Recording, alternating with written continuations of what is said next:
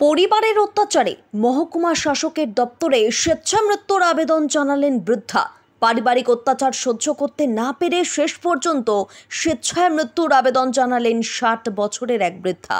নিজেই কাকদ্বীপের মহকুমা শাসকের দপ্তরে গিয়ে এই আবেদনপত্র জমা দিয়েছেন। তার অভিযোগ, বারে বারে পঞ্চায়েত পুলিশ প্রশাসনকে জানিয়েও কোনো কাজ হয়নি, উল্টে অত্যাচার আরও বেড়েছে।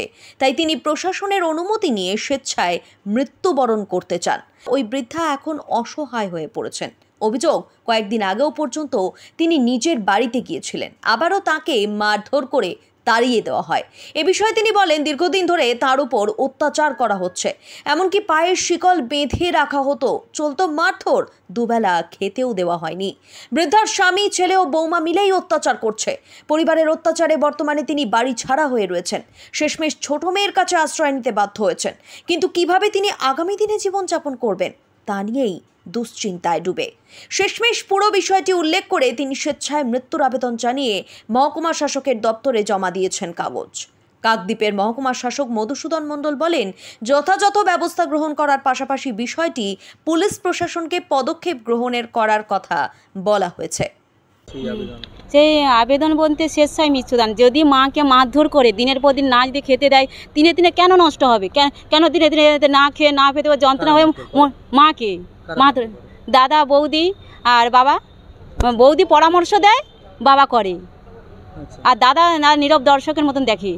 মৃত্যুর তরে দিয়ে বাঁধেছি। কেন? ঘরে দিনে না খেতে দেয়, না রইতে দেয়, কি করব? আর স্বামী, স্বামী তো হয়েছে, আমি তো যাইছি বাড়িতে, যাইতে মারধর করলো, আমাকে খাইতে দেয়নি, গলায় ফাঁসি দিতে জ্বালা, শিকল বেঁধে রাখলো, শিকল দিয়ে বেঁধে দিয়ে গলায় ফাঁসি দিতে যাইছিল আমাকে। 2-3 দিন 4 দিন কিনা বেঁধে রাখছে, খাইতে দেয়নি। হ্যাঁ, খাইতে দেয়নি, পাতে শিকল বেঁধে গেল, আমাকে 4-5 দিন কিনা খেতে দেয়নি। ওই বৌমার সঙ্গে আছে বলে সেইকে বাধা দিতে যাইতেন, ছেলেও কিন্তু বাধা দেয়নি, বাবা যা করে ঠিক করে, তুমি ঘরে থাকো নি, অশান্তি করবো। ছেলেও ছিল, এই তো বাড়িতে যাই দিদি, তো এই তো আমাকে মারধর করে খেতে দিচ্ছে, ছেলের বউ করে। পঞ্চায়েতে কলসি করে লিয়ে যায় কিনা আমাকে মারধর করে জানিয়ে কোনো লাভ হয়নি না। থানায় ওষুধ কেস নেয়নি, থানাও কিছু বলেনি, পঞ্চায়েত ওষুধ কিছু বলেনি, তবে বাঁচবো কি করে? সেই কারণে